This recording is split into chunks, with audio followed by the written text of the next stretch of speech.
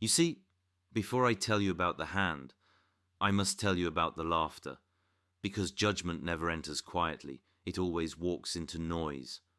Now listen. Have you ever watched a child laugh at fire? Not because the fire isn't dangerous, but because it hasn't burned him yet. That was Babylon. That was King Belshazzar. Babylon in those days was fat with pride, walls so wide that chariots raced on them, gates of bronze, storehouses full enough to survive years of siege. People said, if the world ends, Babylon will still be standing, and Belshazzar believed them. Belshazzar was king then, not the greatest king Babylon ever had, but the most careless. His grandfather Nebuchadnezzar had ruled with fear and fire. That man had learned the hard way that heaven rules. Madness had humbled him. Grass had taught him lessons gold never could. Belshazzar knew all of that. That's what makes this story painful. On the night I'm talking about, the armies of the Medes and Persians camped quietly outside Babylon.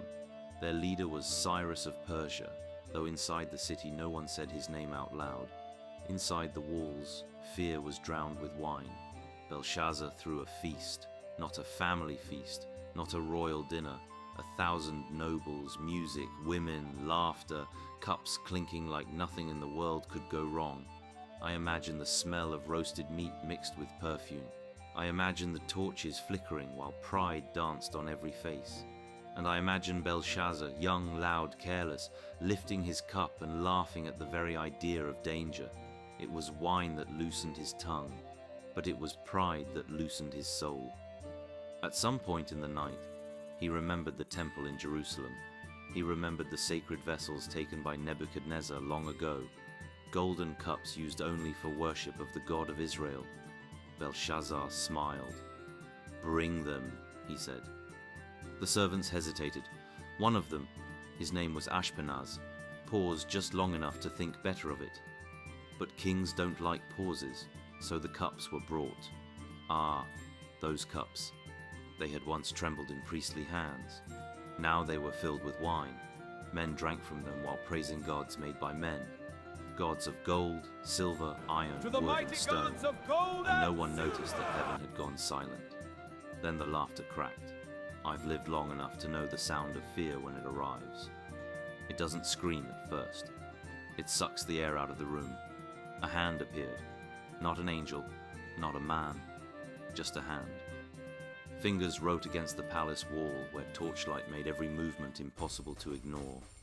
Belshazzar saw it. The Bible says his face changed. I believe it.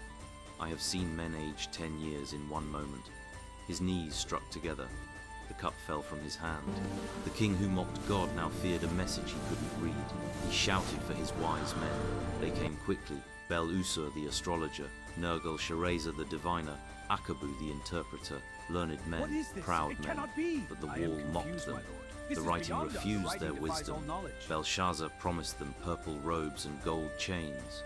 Power makes promises when fear takes the throne, but none of them could read the words. That's when an old voice entered the hall. The queen mother, Nitocris, daughter of Nebuchadnezzar, walked in with calm eyes. She had seen pride fall before. "There is a man," she said, "in whom is the spirit of the holy God. His name is Daniel."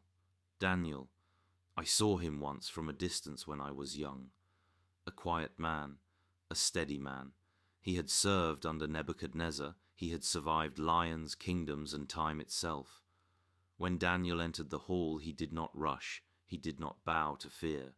Belshazzar offered him gifts. Daniel refused. "You may keep your rewards," he said, "but I will read the writing." Before he turned to the wall, Daniel spoke, not loudly but heavily. He reminded Belshazzar of Nebuchadnezzar's pride, his madness, his humiliation. He reminded him that God gives kingdoms and takes them away. "And you, Belshazzar," Daniel said, "knew all this, yet you did not humble your heart." That silence, that silence was heavier than the writing itself. Then Daniel turned. He read the words slowly like a physician reading a diagnosis he already knows. "Many, God has numbered your days and finished them. Tekel, you have been weighed in the balance and found wanting.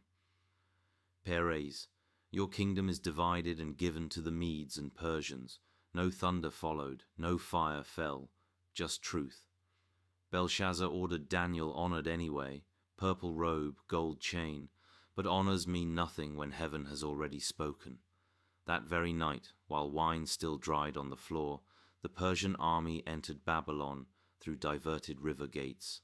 King Belshazzar was killed, Babylon fell, and the kingdom passed into the hands of Darius the Mede under the rule of Cyrus.